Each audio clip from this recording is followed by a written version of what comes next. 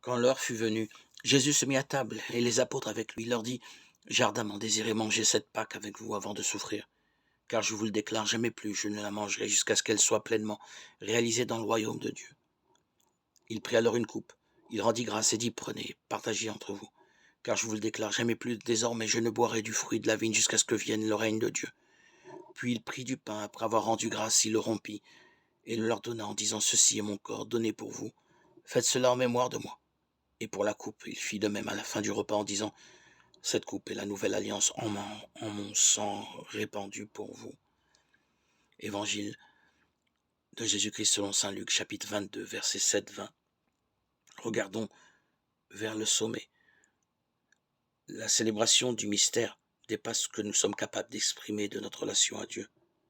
De plus, elle renouvelle notre capacité d'engagement pour la justice et l'amour.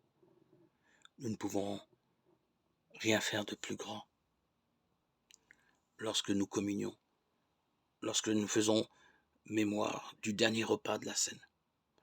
Le Christ a choisi le cadre d'une liturgie juive pour instituer auprès de ses disciples la nouvelle alliance. Dans ce récit évangélique, on observe le soin porté aux préparatifs du repas pascal par des disciples explicitement envoyés par leur maître. De plus, ils reçoivent l'ordre de faire cela en mémoire de lui.